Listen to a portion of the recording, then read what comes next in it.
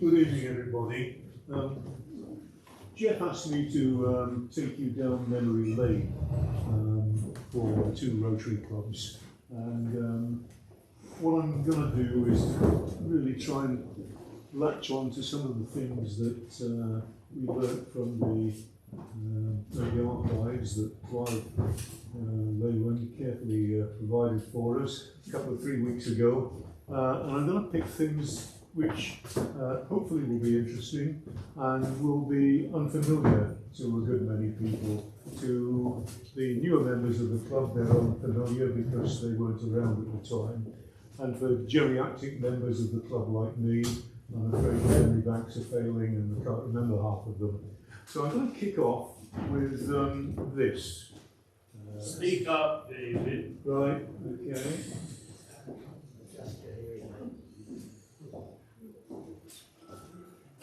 So the question is, who painted this? A well-known Berkhamsted Rotarian. Harry Sheldon. Harry was the original, David, and so you didn't ask me for copyright. Fine. I'm sure he won't mind. How about hand drawing? Yeah, Harry Sheldon it is, well known in Berkhamsted. Those of us who were around 20, 30 years ago in the town can remember Harry sitting in the high street with his easel on the pavement and his paints, or down the towpath on the canal. And he has even been known to sit on the traffic island in the middle of the A41 to get the view that he wanted. But he was well known, of course, in Berkhamsted, but he was far better known elsewhere in the world, and I'm going to explain to you why. He was born in Cheshire. He was a very skilled artist at school, went to Salford Grammar School, went to Art College, trained under L.S. Lowry, and when war broke out he joined the Coldstream Guards. And he didn't stay with them for very long because he was commissioned into the 8th Gurkha Rifle Regiment and posted out to India. And while he was out there, if he wasn't soldiering, he was painting. In fact, you're going to find out that actually when he was soldiering, he was still painting. And he came to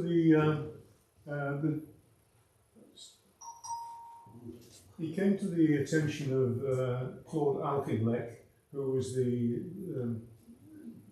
commander of the forces in the Middle East and Far East. And he got a bit of a reputation. He would draw members of his own regiment. This is one. And he even drew battle scenes as well. Now, quite what he was doing when he was drawing the battle scene, I don't know, but they're drawn live. And Auchinleck was so taken with it all that he appointed him to be a war artist, an official war artist. And as such, he, for instance, did portraits of all the VCs from India, from the Gurkhas. He painted Mountbatten and Lord Louis Mountbatten and oh crikey, Montgomery and Wavell and Slim, and then he moved on to the Middle East with Auchinleck. And when he came out of the army, he settled in Berkhamsted. I don't know why, and he was a very familiar person around the town. Now, who's got a Sheldon at home? A Sheldon. Have you got a Sheldon picture at home? Quite a few of us. And actually, you may have more examples of Harry Sheldon's work in your bookcase, in your bookshelf, because he was an illustrator for Pan books. And all the Pan paperbacks, 2 and 6 they were in the 50s and 60s, for famous authors, Harry did all the covers for them. And you will discover just how versatile a guy he was. Absolutely amazing. He had certainly had an eye for a glamorous lady. That's for sure. Anyway, I'm going to move on from Harry. We may run across him later on, and let's just look at 88 years of Rotary in Berkhamsted. You've heard some of the history already, and it's in the leaflet, so I'm not going to deal with a lot of stuff that you don't know about.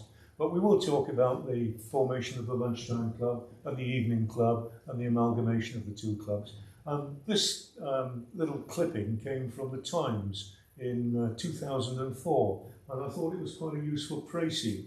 World's first Rotary Club, formed by Paul Harris in Chicago. And the name Rotary, I didn't know this, is derived from the early practice of rotating meetings around all the business premises of the members. Spread worldwide, millions of members now, I think nearly 2 million, and it's in loads of countries around the world. And I think the primary objective when they set it up was to serve the community. Now, that having been said, I can't have escaped their notice that a bit of business networking was involved in that as well. So it was part of the scheme. Let's move on. It took 35 years before Rotary to appear in Berkhamsted. Formed in 1901, if you recall. 1936 was when Rotary, the lunchtime club, was formed, and the founder president was a guy called Cuthbert Cox, who was the headmaster of Berkhamsted School. And let's just see if I can switch this thing on. And there may be some names there that you can see. Lockhart, the builders, Aitchison, Hubert Figg, the pharmacist. Do you remember Charlon's, the department store in Berkhamsted? Now it became M&Co. I don't know whether it's folded since. So it's different. And they were all local business or professional people. That's for sure. Let's go on. And they always had a speaker at their meetings, or most of the time. And these speakers were always publicised on social media of the day, which was the Berkhamsted Gazette. And we've got dozens and dozens and dozens of these things, which is why we've given the archives to Berkhamsted Historical Society, because it's a nice bit of history for the town. But you can see that they're talking about what's happening in Romania. I mean, in the UK, of course, 1936, George V died. Edward VIII came to the throne. He didn't last a year, and so we then got George VI. What else happened in 1936? Well, Billy Buckland opened his holiday camps, and on the continent and elsewhere in the world, geopolitics were really turbulent. Hitler was busy trying to expand his empire. Stalin was busy bumping off his rivals in the Communist Party in Russia. The Germans invaded the Rhineland in contravention of the Versailles Treaty. Italy, I think, annexed Ethiopia.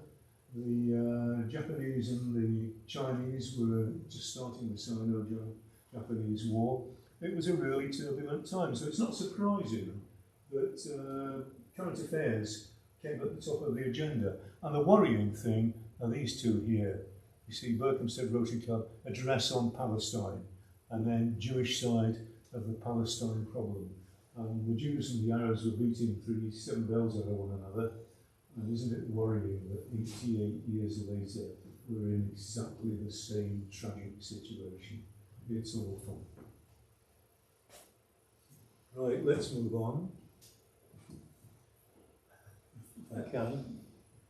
War was declared, September 3rd, 1939.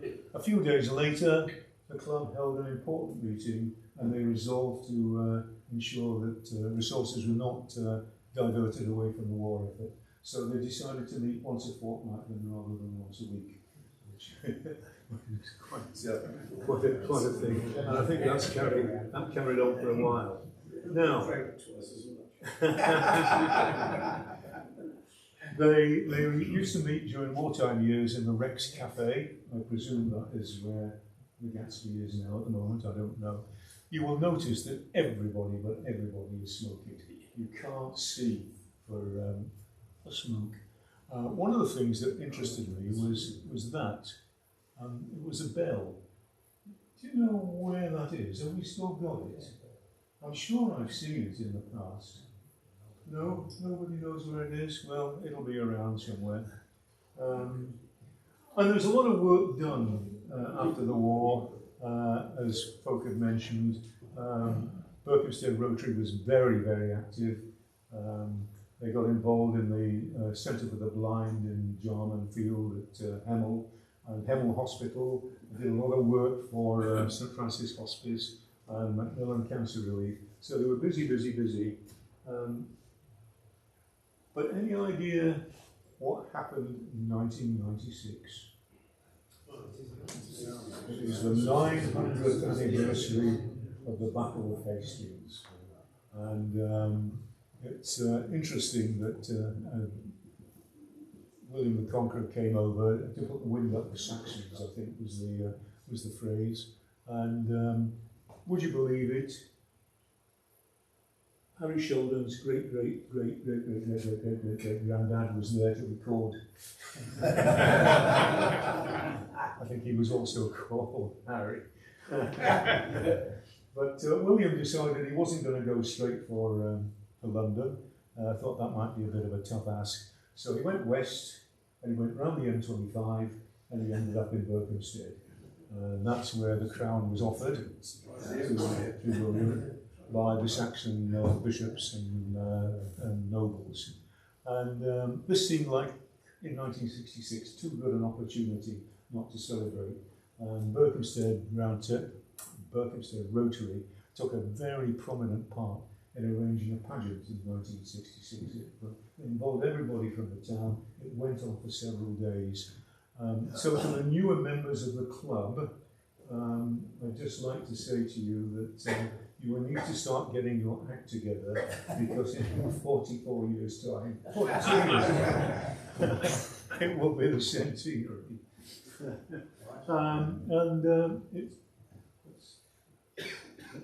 It's actually covered in one of the booklets that we've got here. You can have a look at that afterwards. It was obviously quite an event. This I've just seen, actually. It's behind you. And it was given to Cuthbert Cox, who was the founder of Berkhamsted Rotary, when he left the town in 1945. It's a silver platter signed by everybody. And it's a rather nice thing to have and bring out on occasions like this. Okay. So this was our 50th anniversary of the Berkhamsted Club in 1936. And the thing that happened there, 50 years later on, in 1986, was the formation of the Evening Club, the Rotary Club of Berkhamsted Bulbourne. And as we've already heard, it was chartered in May 1986, and this was the inaugural meeting. It was the Rotary Clubs of Tring and Hemel, and of course Berkhamsted, who promoted that, let us get going.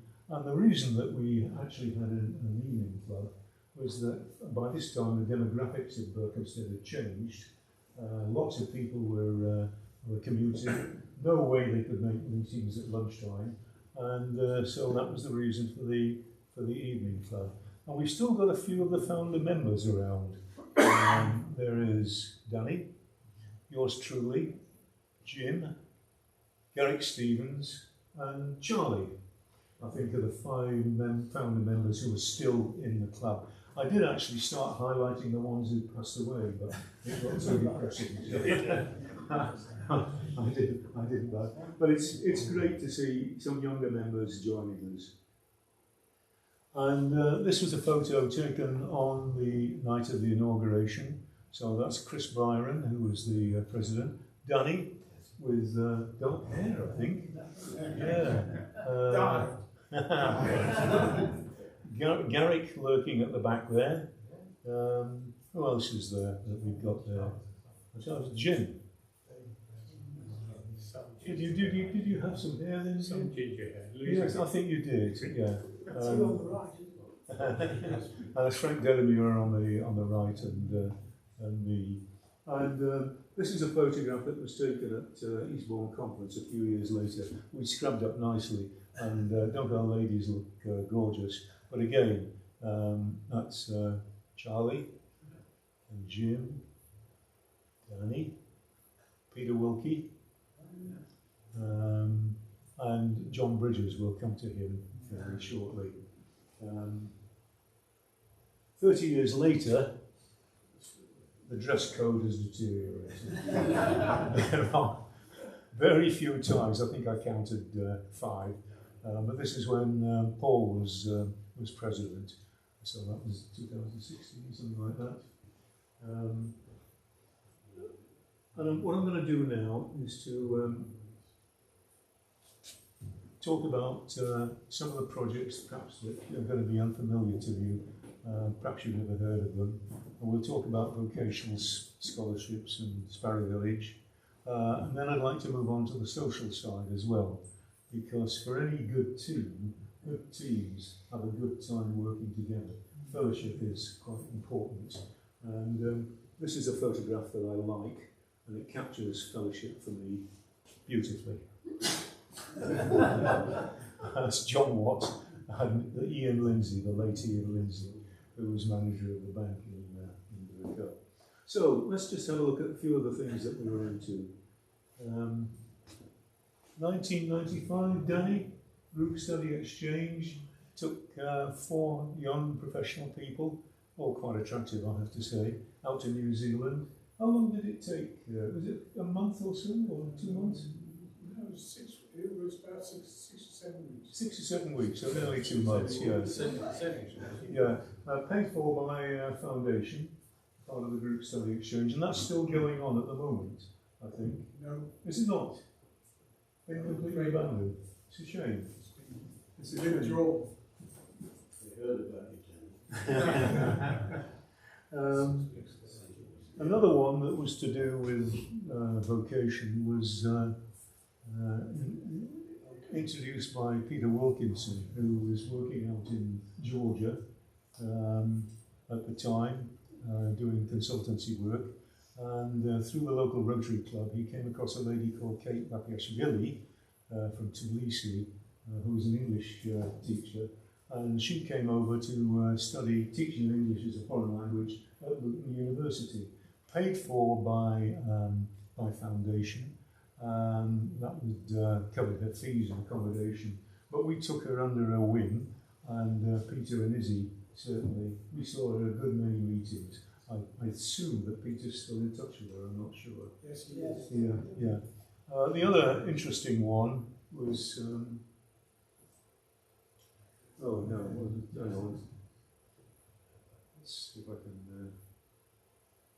is this going to work? Yes. There was a local dentist in Berkhamsted called Harriet Carver who volunteered on mercy ships. And she was working on the mercy ship in Sierra Leone. Sierra Leone at that time had a population of 6 million and 5 dentists. So it was quite difficult to get dental care. Probably easier than trying to find an NHS dentist in Berkhamsted, by the by. And she had a technical assistant who came to work with her, and he wanted to qualify as a dental surgeon.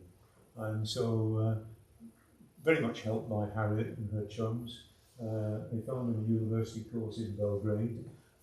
They contributed to his studies, and we put more than £11,000 in the pot to help him over the years. He went out to the States shortly afterwards, but he's now back in Sierra Leone.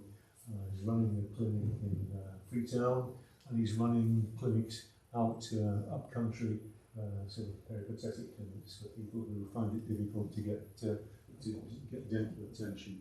So I think that was a great project. Now, John Bridges. I'm going to introduce John Bridges to you. A lot of people won't know him. John was born in 1924, and he is the most remarkable man. And I say is the most remarkable man because he celebrated his 100th birthday in June this year, and a group of you went out to see him. And John, ever willing to take on a challenge, he, let's see if I can press the right button this time. He lied about his age, because he was 15 when the war broke out. The following year, he lied about his age, managed to get a job in the Fleet Air Arm, and spent the next 2 years as a radio operator and rear gunner in one of these ferry swordfish planes, hunting subs in the Mediterranean. And he was a teenager at the time. And he subsequently went on to hunt subs up the west coast of the Atlantic. And very modest man. We were talking to him about it, he was giving a talk, and he said, "You only realise," he said, "when the bullets are whistling past your ears, that adrenaline is brown." Anyway, so many years later, John and his wife went out to Johannesburg, and he got involved with the Honeydew Merlin Rotary Club, which some of you may have heard of. And their big project was to sponsor a respite home for people with AIDS. There was a lot of stigma about AIDS at the time, and so they started building this little AIDS village, so to speak. And John was so wound up about that. He came back. I think he visited every club in the district, and he raised more than 50 grand over a couple of years for Sparrow Village. That's the sort of guy he was. He was very persuasive. And we twinned with the Rotary Club of Honeydew Merlin in 1992. That was my year as president. Here we are presenting a cheque, I can't remember how much for, with the wives and some of the folk who lived in the village. The leading light is this lady here. She was called Corrie McClintock. She was a pastor, she was a reverend, but she was a nurse, and she was the one who simply drove it and made sure that it happened. Right, moving on. 2003, I got involved with the District Environmental Committee, and we decided in this club to establish some environment awards for Bedfordshire, Hertfordshire and Buckinghamshire. And we ran it for 4 years, and there were categories for agriculture and business, groups, individuals, schools. And our patron managed to persuade David Bellamy to come along and be our patron. He came along to the awards ceremony every year, and he was absolutely brilliant with the kids and helped us with the judging. And we also had Lady Verrill who came along. I think she was she High Sheriff? I'm not quite sure what it was. Yes. Yeah. And so every year we had an awards day, and Three Counties Radio came along, and they actually ran a 2-hour programme on one afternoon for the awards, and John Pilgrim interviewed everybody. So that was quite good fun. It got to 2006, there were a lot of other award schemes going on. It was a lot of hard work, and we thought, we'll stop while we're ahead. But a very memorable example of the club pulling together and doing things. So what else did we get up to? Well, there was the social side of the club. All good teams get on together and enjoy one another's company. And these are some of the social things that we did. The first one was Walking Week. This has been going on for ages. Kew still organises them. The memorable one for me was the Coast to Coast in November 1997, where we walked from the Lake District over to Robin Hood's Bay on the North Sea. It took us 113 miles. It took us 10 days. We were staying in pubs, and I reckon that we probably each drank about 3 pints in the evening. So if you do the maths, that is something like 30 miles per gallon. Very green. But it was great fun, and you get to know people when you walk with them. That's for sure. You know you meant to do that in 24 hours. There were people past us doing it in 24 hours, that's for sure. So, we'll come to President's Night in 1993. I think Brian Hoskin was in the chair. This guy you will recognise, John Bridges, he pops up all over the place. And we decided that we had a really posh cabaret for President's Evening. And so we managed to get hold of, would you believe it, the Beverly Sisters. I was very lucky to join the Hoddesdon Rotary Club on their President's Night. Now, there was fabulous cabaret, and they had the Beverly Sisters. And they're absolutely wonderful. Afterwards, they came down amongst the tables, and eventually they came to us, and I thought, well, wait for a penny for a pound. And I asked them if they would come along and perform at our show. And I'm utterly amazed that they agreed to do it. So, ladies and gentlemen, please give a great welcome to the glamorous, those wonderful, those fantastic Beverly Sisters.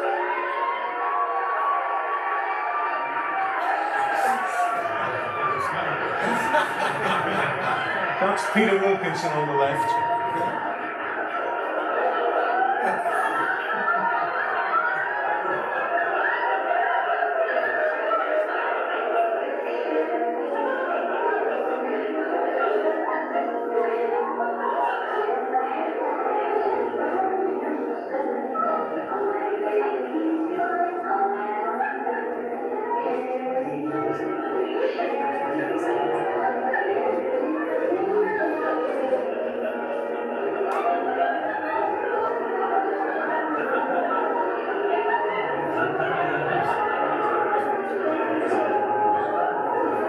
We won't inflict that on you for much longer. Let's move on.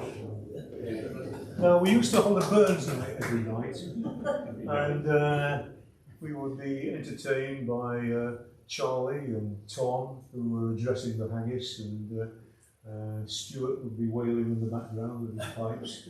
And this was George's President's Night, year, and he decided he was having none of this.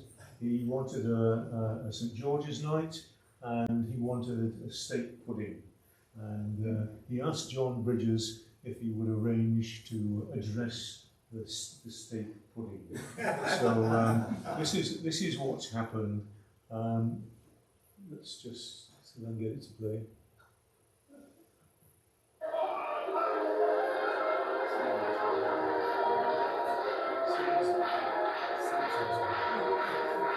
So it's John Bridges at the front, Fred King, late Fred King, and who's at the back? Ray Potter, yeah.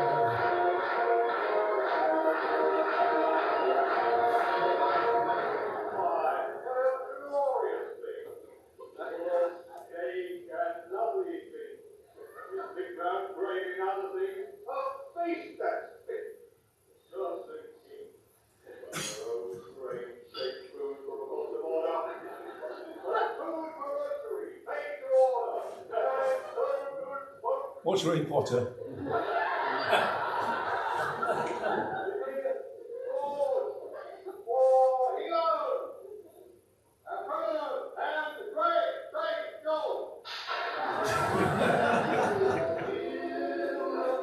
This is Ian Lindsay and Ray doing their Flanagan and Allen impression.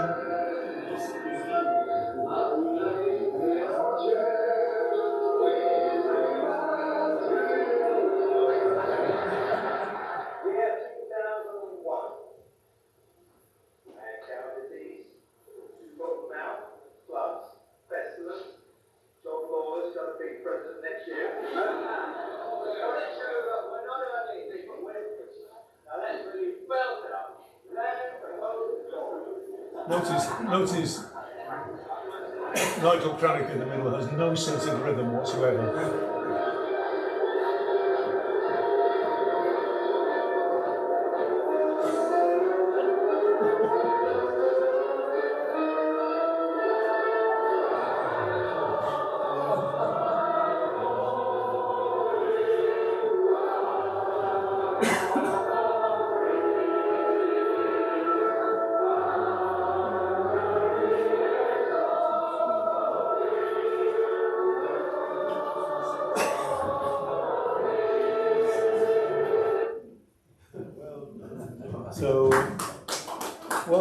now I'm going to pack in now, but I just thought there was one more event that was worth looking at.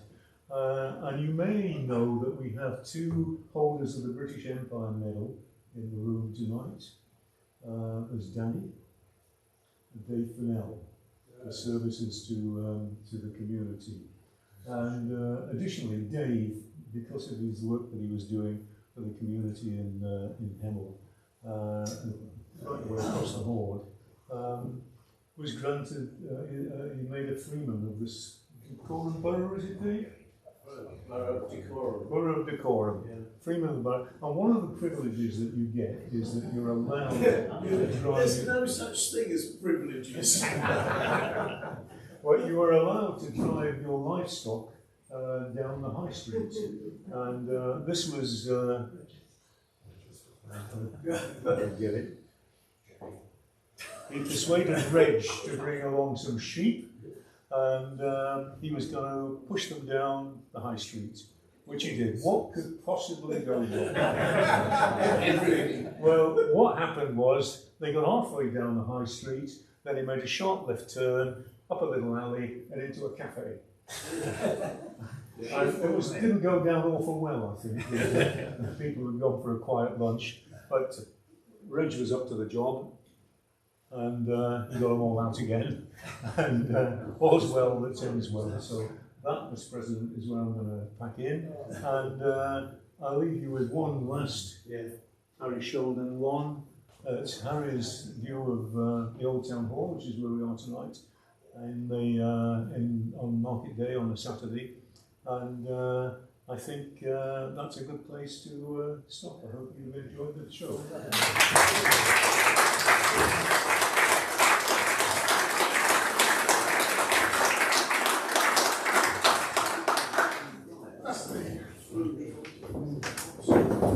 Mr. President, honoured guests, ladies and gentlemen, and Rotarians. Some 35 years ago, we moved to this town from a place over there. I knew nothing of Rotary, but my next door neighbour, Ron Rushton, did. Across the way, house. And I got to know him over a period of time. He said, well, I'm a Rotarian, you'd be perfect to join us. So I did.